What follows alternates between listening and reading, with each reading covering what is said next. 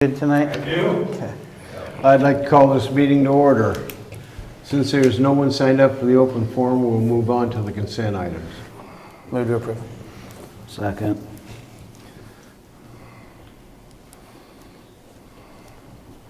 Aaron Holt, it's not you. I'm getting my mark. Jackson, Aye. Sloan, Aye. Weetrick, Aye. Somalik. Under new business, item A is the hiring of Henry Pohlmeyer as the finance officer. Yeah, so Sarah Moreland has been our finance officer for something like 5 years, but Sarah and her family are moving out of town. So we have recruited a new finance officer, but then what's kind of new is old, because we would propose then the hiring of Henry Pohlmeyer as our finance officer. Henry currently is our deputy, our assistant director at the rec center. So we'll now be looking for a new assistant director there. But Henry is, when we hired Henry as the assistant director there, we knew that he was finishing up his MBA program. And since finished that up, and really wants to get into the business side of not only of business, but of government. So I'm pretty excited about that. But if Henry's got some comments? Yeah, well, like he said, I just finished up with my MBA, so I'm looking to pursue something in that world. I spent the last couple half days with Sarah Moreland learning some stuff there. It's right up my alley. I'm excited. It's interesting stuff for sure. So, you know, I've seen the recreation side of how things work. Now I'm excited to see the administration and a little bit more of the details and the nitty-gritty of things. So, I'm very excited for sure. Was that 20 seconds? You're pretty good. Move to approve. Second. Somalik. Aye. Weetrick. Aye. Sloan, Aye. Jackson. Aye. Item B is approval affidavit operator for the water distribution. Yeah, so just talking through this in general about water and water operations. You know, Kyle DeMoss had been our water and superintendent, and Kyle has taken another job. So we're currently without a superintendent. We're looking at options on that, potentially recruiting a new one, looking at some other options about contracting. But we have to have properly certified people in place in the water department. So the plant is a grade 3 plant. The distribution system is a grade 2. So in order to be compliant with the DNR, you have to have certified people who would take care of this. Now we can do that in the distribution system through an affidavit operator. And that's somebody who can assist us, a certified operator who can assist us and keep us compliant. We'll talk about using Kyle DeMoss as our affidavit operator for distribution. Okay? We cannot use an affidavit operator for the plant because it's a grade 3 plant. You cannot use an affidavit operator. So hence we're looking at the other options. So we are looking at interviewing folks. We have an interview lined up. And like I say, looked at contractors as far as what they can provide us for the needed certification. So just know that we're working through that process right now. As far as safety of the water, we do have, Kirk is still on. Kirk and Michael are our staff down there. And they very knowledgeable about the operations. And will, in the short term, they can keep us churning out really, really good water. But we do need to, like I say, get the plant permanently addressed, whether that's an employee or a contractor. And tonight I'm asking the council then to consider approving this affidavit operator for water distribution. Kyle DeMoss can do this for us, and he would be our affidavit operator. The agreement then is month to month and would be $400 per month.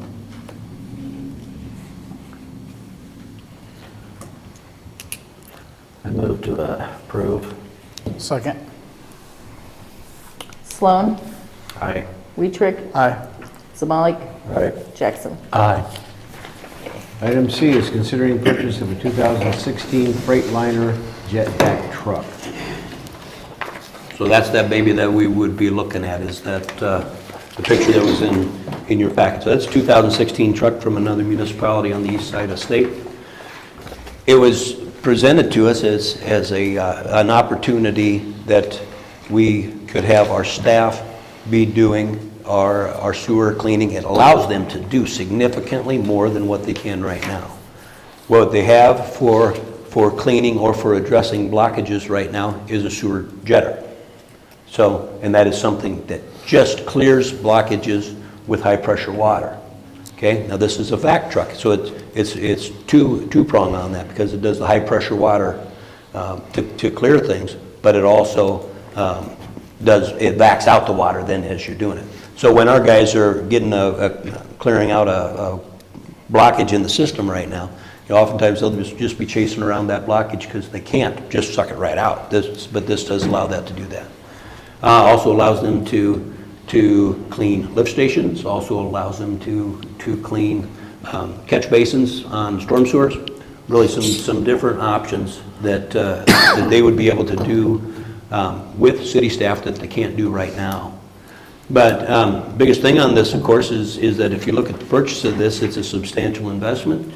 Purchase price is $275,000. We will and have historically utilized contractor to come in and do routine cleaning services. So, and that's always been between $30,000 to $40,000 a year annually for routine services.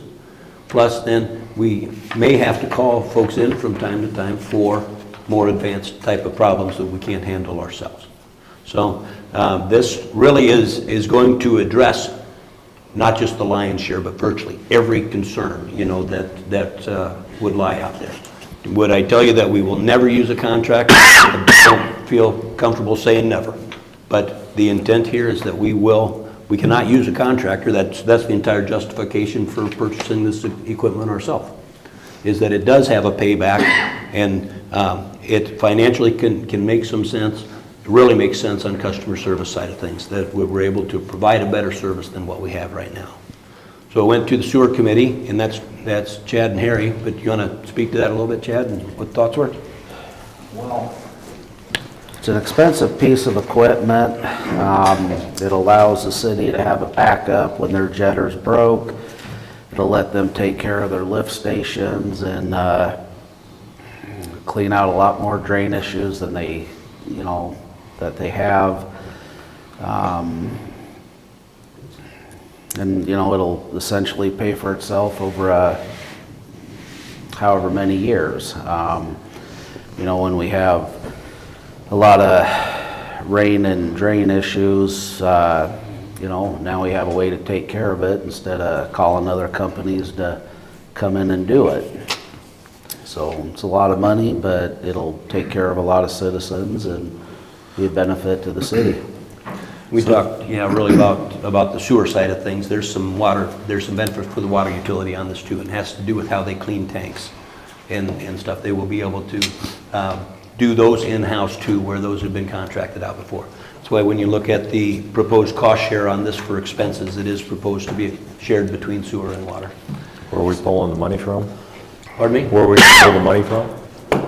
Total's 275. It's proposed to be 175 from sewer capital fund and 100,000 from water capital fund. So it's already 9 years old. How long is the lifespan on one of these? It's 25 to 30 years was what they were talking about.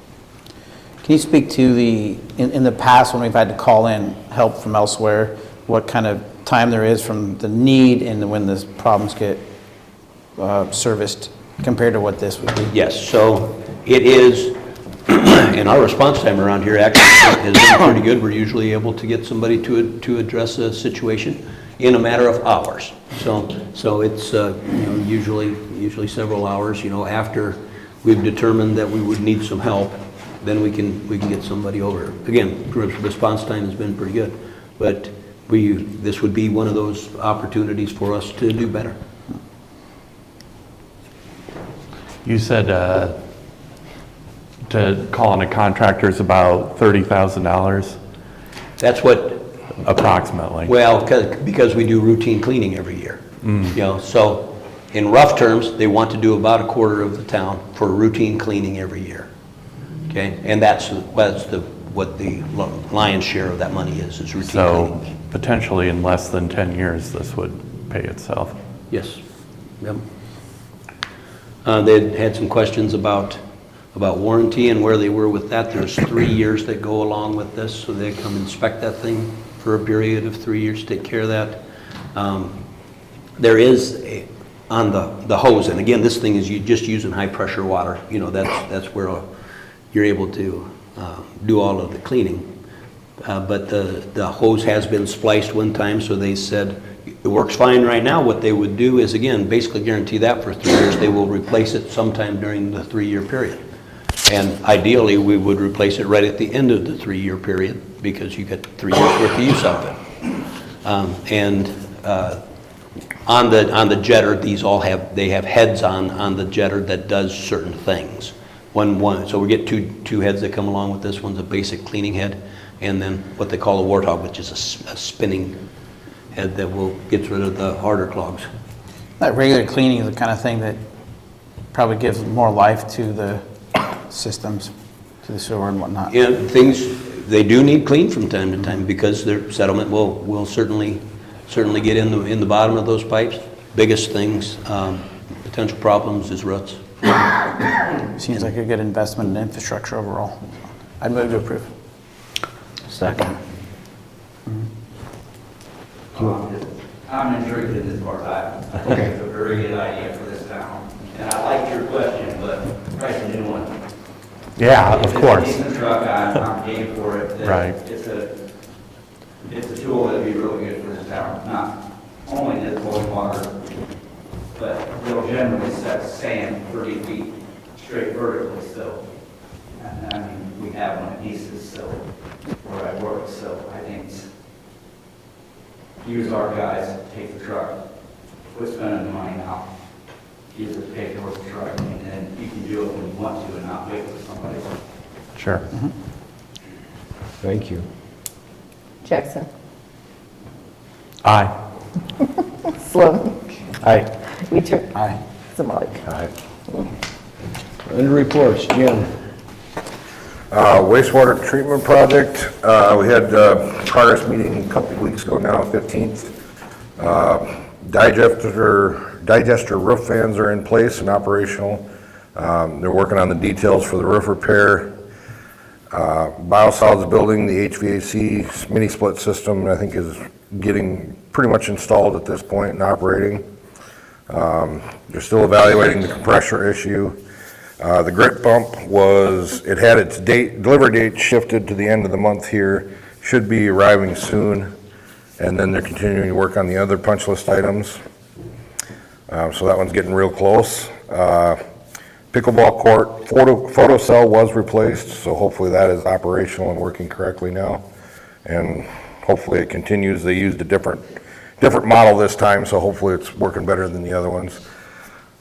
Greenwood, we're continuing to work on revisions that we had to the report, and hopefully getting that done here in the next few weeks.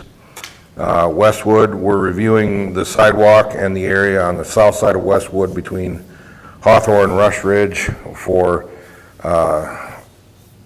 part of what come about at the public hearing or the public meeting was potential for sidewalk on that side, so we're reviewing that.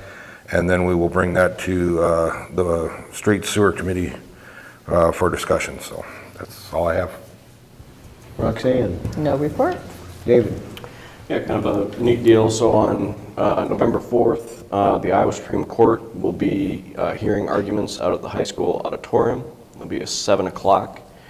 They do these where they go around the state and kind of bring the court to other parts of Iowa, not just Des Moines.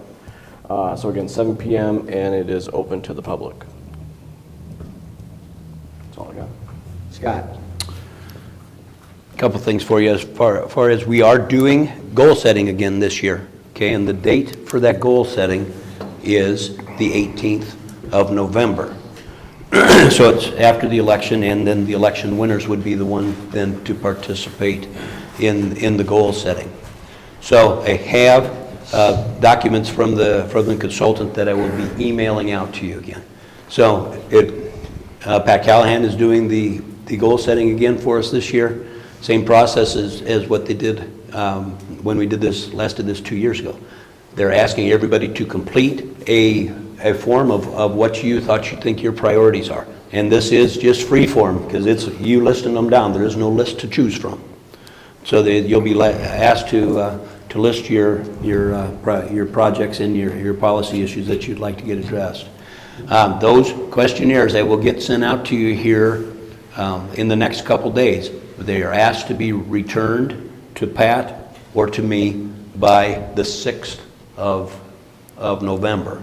So again, we have, winners from the election. We know there'd be at least one new person. So the 6th has a little flux in the due date. But please, I'm going to get this out to you, and please get those back. On personnel side of things, we had another resignation from Public Works Department, from sanitation yesterday. Mickey Teed has resided. Mickey has run our residential garbage route here for the past several months. So he'll be moving on. And my last one is about Origin Homes. The 3 Origin Homes in town are largely done. They're having a public open house then for those on November 13th. Yeah, open house and tours, and that would be from 3 to 6. So invite, of course, the mayor and council and the public out there to take a look at these homes. These 3 homes, but one's sold already, so we'll be looking at that one. Matt? Anybody out there you want to hit first? What? You want to hit any of those people out there first? Do you have anything? Chad? They were shaking their heads before, so. Matt? No report. Chad? No report. Pat? No report. Parks and Rec met. Some of the discussion was about probably needing, if not the whole new diving board, but at least the platform for it. And then what we didn't know at the time is we're going to have to begin the interview process for a new assistant Parks and Rec director. Congratulations, Henry. Is that it? Yep. The only thing I've got is, I believe on the third Thursday, the DOT's got the open house for the Highway 30 resurfacing. Yeah, so that's this Thursday. That's this Thursday. And Yeah, 5:30, I believe. it goes up until like 6 o'clock. It's at the rec center. And I guess just encourage everybody who has any interest in this to turn out and at least see the project and give any input that you might have for it. This is proposed in 27 that the DOT would do a concrete overlay on the highway, basically between Jefferson and Grand Junction. With that, then they'd be replacing a bridge over one of the creeks there too. So the entire thing would be closed for a significant amount of time. Marked detour is going to go to the north, but you know darn well we'll have a lot of extra people come driving through town during that detour time. But yeah, on Thursday evening over at the rec center is open house. Since they don't put the official detour through town, I mean, I remember when Grand Junction had a detour through and they gave us something, not much, Sure. for road repair. Will they do that? Potentially, but a lot of folks would stay on Highway 4, of course, a state highway. The other one would be Lincoln Way as they're heading out of town. Okay, that's all I've got. We're done.